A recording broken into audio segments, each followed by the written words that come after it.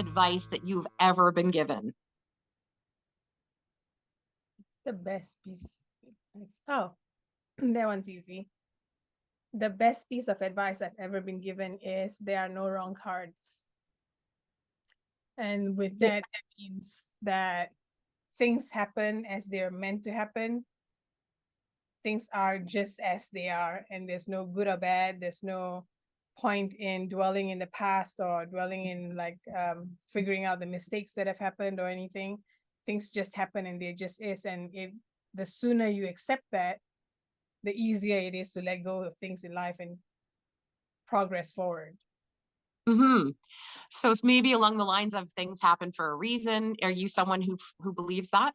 Actually, no, actually, there's no reason. There's no need for us to think about the reason, because I think we dwell a lot on trying to figure out what the reason was. And then you get stuck in this spiral of like trying to figure out the whys and trying to figure out those things. And I believe that if you just accept it as it is, that's just the way it was, that's just what Hmm. happened, and move on, we progress a lot more. And like, we don't carry this baggage with us of the Right.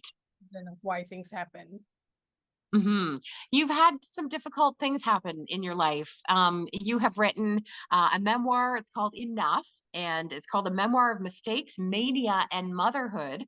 Can you tell us a little bit about when you got to that point where you wanted to share what you have termed your secrets from the past, and how that helped you move forward with every aspect of your life?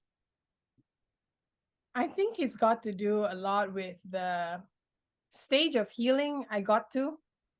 It was many years processing what happened, and I had a lot of times focused on the why and why these things happened to me. And like, is there a lesson to be learned? Is there something I'm supposed to get from this? Is there something I'm supposed to grow from this?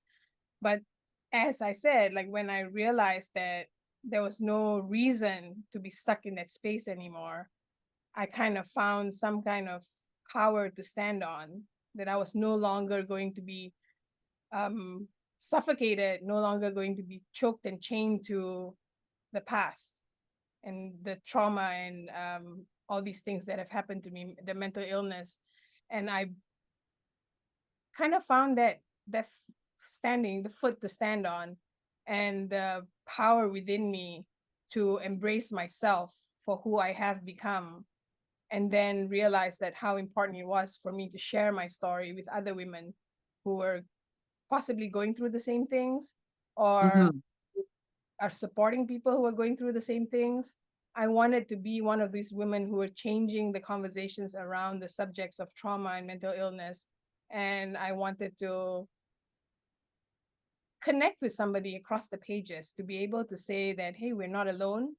Number one, we're not alone, and that we can do it. And I'm doing it.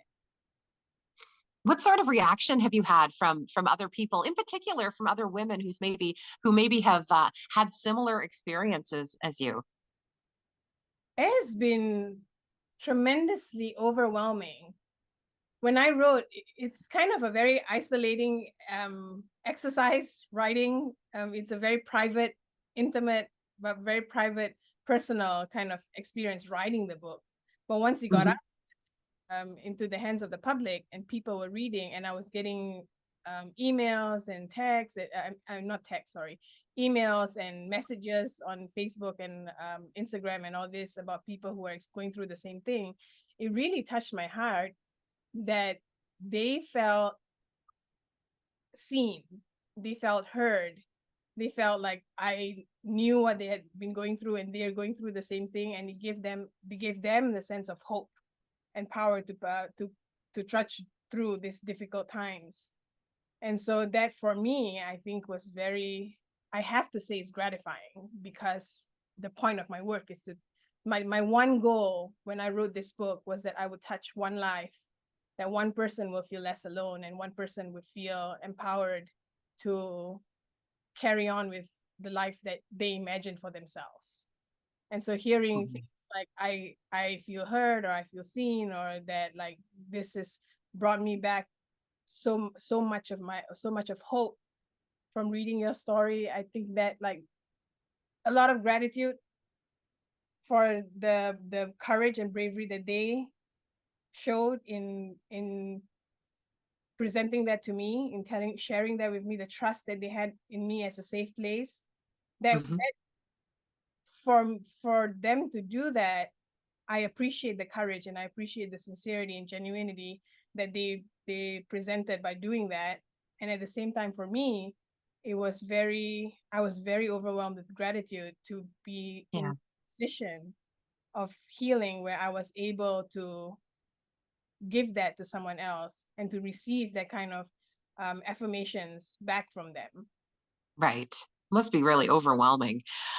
Well, the name of our event is Empower. You touched on it a little bit there. How does that word resonate in your life? Empower. I think I can talk about a lot of things that are empowering. One, like people who empower us, the people around me. For me, it was my children. I have two daughters, they're 6 and 8, and they are my main source of empowerment. The reason I garner all this power for me to stand up, to be able to change the conversations around these subjects that I'm very passionate about. And the sense of empowerment that I am able to share with other people through my words and through my Hmm. experiences, just being honest and raw about my experiences, and not like there's no is my book is a very difficult book to read. It's a heavy one, and I I hope it's for everyone because I want everyone to receive the message and I believe that everyone can get something out of it, lessons Hmm. in life and like how we are with each other. But I think that it is an empowering thing to be able to stand in your truth and then tell these stories. They say that I'm brave or courageous, and I don't feel that. I feel more empowered by my truths and this sense of Hmm. needing to share this truth. And I also am empowered by the women before me who have gone forward and um, shared their truths, and I stand in their shelter. And I think that it is so important for us to keep sharing this and sharing this power and transferring this power to each other and receiving this power from each other, that we as women need to do that for each other. And I think that that makes us stronger and more um, capable of changing narratives and changing the status quo. That perfectly sums up All Women Lead. So well. Amelia, thank you so much for chatting with us. Just this little pre interview today. We'll really look forward to our event next month. Thank you. I'm very excited. I'm so excited to see all the women that we can empower each other and share our stories together. Excellent. Well, you take good care, and we will chat with you next month. Thank you. Okay, thank you.